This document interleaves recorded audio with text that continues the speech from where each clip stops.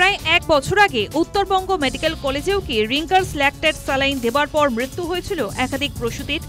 Medinipur medical কলেজে প্রসূতি মৃত্যুর তদন্তে নামার পরে উঠে আসছে চাঞ্চল্যকর এই খবরও।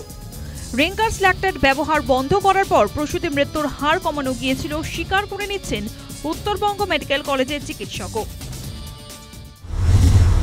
15-20 দিনের মধ্যে বা 1 মাসের মধ্যে 14-15 জনের ডেথ হয়েছিল, কিন্তু রিঙ্গার ল্যাকটেটটা রিপ্লেস করব নর্মাল স্যালাইন দিয়ে, কারণ ডেলিভারির আগে এবং পরে ফ্লুইড হিসেবে এই দুটোর যে কোনোটাই দেওয়া যায়, তো সেই কারণে আমরা রিঙ্গারকে রিপ্লেস করেছিলাম নর্মাল স্যালাইন দিয়ে।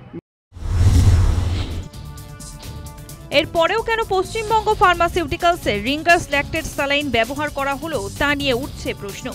প্রায় একই সময়ে কর্ণাটকেও ওই সংস্থার অভিযোগ ওঠার পরেও পশ্চিমবঙ্গে তার ব্যবহার বন্ধ হয়নি।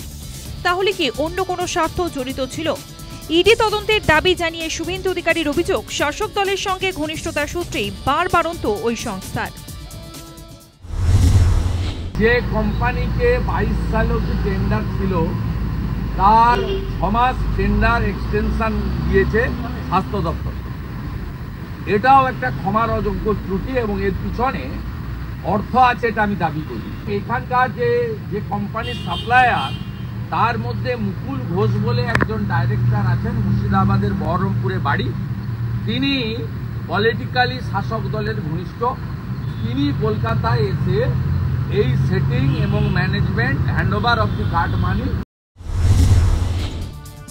সোমবার কলকাতা হাইকোর্টে জোড়া মামলাও দায়ের হয়েছে।